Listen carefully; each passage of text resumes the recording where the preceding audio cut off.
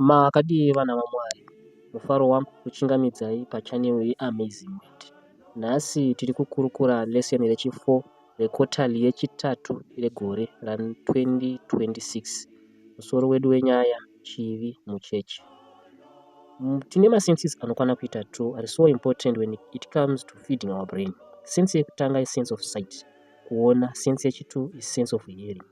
So nekuda kwekuti pfungwa dzedu dzinoreceiva everything, zvatinonzwa kana kuona ndo zvinotisaida mafungiro edu, how we feel nemaitiro edu chaiwo. So zvatinofeedha nazvo pfungwa dzedu zvinozoaffecta mafungiro iwayo nemanzwiro emaitiro edu. Ukanyanya kuona mamovies eviolence, it is more likely kuti brain dzako dziri prone to violence. So if you look closely, huipi huri around makristu mazhinji hunoaffecta maitiro nepfungwa dzavo. Just compare urban churches nerural churches.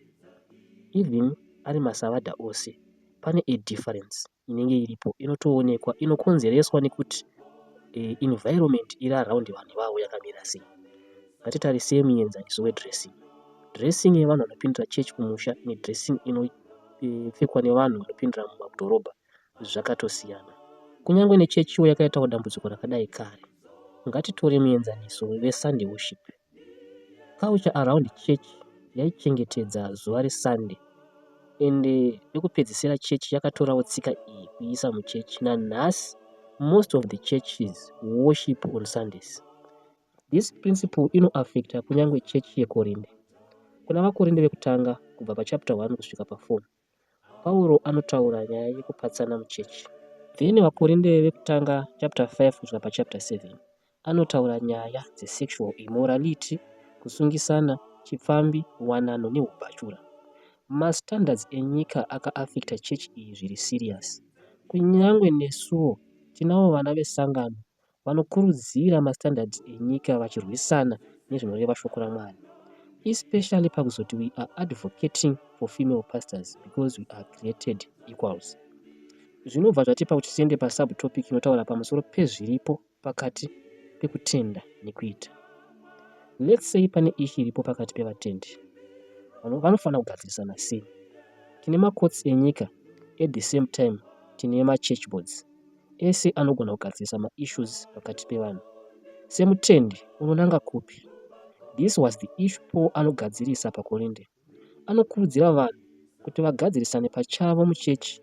1 vaKorinde chapter 6 verse 1 inotaura kuti vanotonga mumacourts havana kururama, so vaiva vakarurama vachienda kune vasakarurama kunotongwa. Muzuva ranhasi tiri kuona nhengo dzesangano dziri kuendesana kumacourts, kazhinji kacho dziri nyaya dzekutsiurwa. Uku kufumura chechi. So Pauro anotaurira vanhu paKorinde kuti vasaita izvi, iri nzira yekare yekuprotecta chechi. So todhila sei nemascandals akadai mukati meimba yaMwari?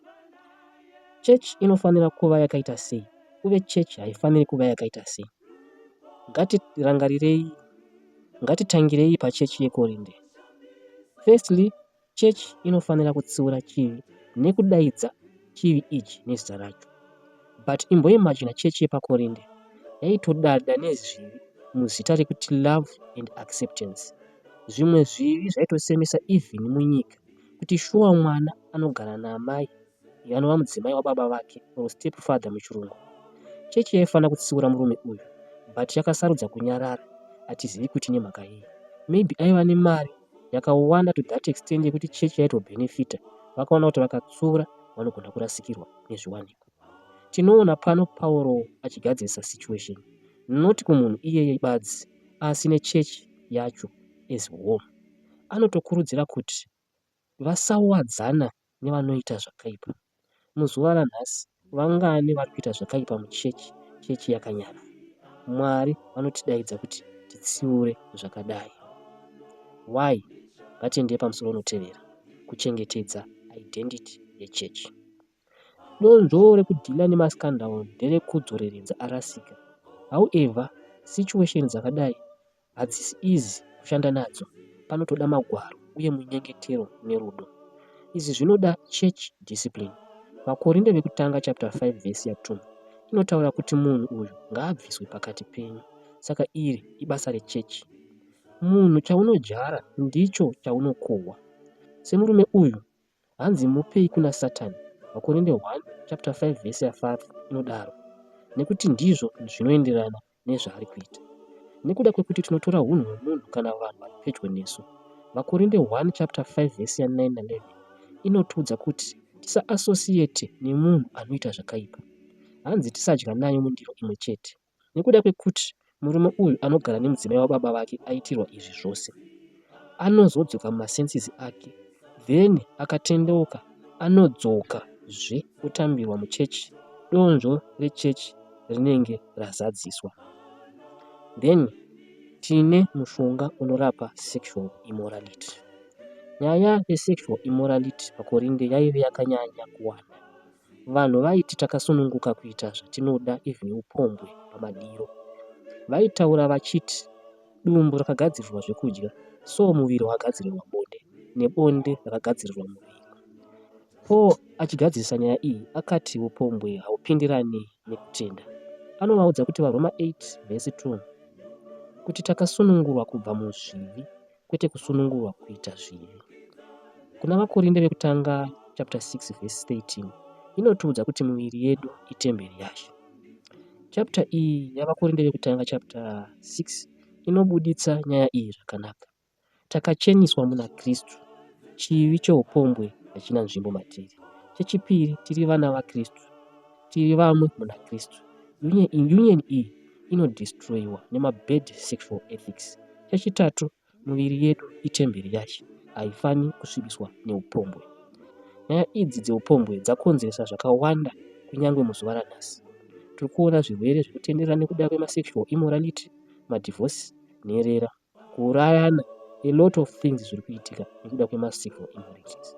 So kupedza zvese izvi, kumbira kuna Mwari vatibatsire tirege kuwana upombwe muvana vaMwari. Then tine nyaya iri pano pamusoro nyaya unotevera inoti marriage neubachura.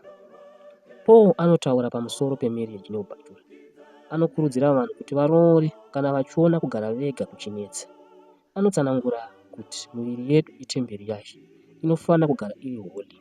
Nzira badzi yekugara muviri uri holy kuengage masexual activities nemunhu wauri married to only iprivilege inowanikwa nevakaroorana chete. So tinofanira kutiza upombwe through kutiza maadvances anoitika kukuintesa kana kukupa pressure kupinda musex outside marriage, oro kutoroora wowana sex inside your marriage. So vaya vanofurira vana vesangano kuti vasaroorwa, vave vanotsvakira mari, vazongoita sugar mami kana sugar daddy. Imimi vanhu vakadai miswai, especially imi mayouth munotaura zvekuti sex before marriage. Izvozvo mirai.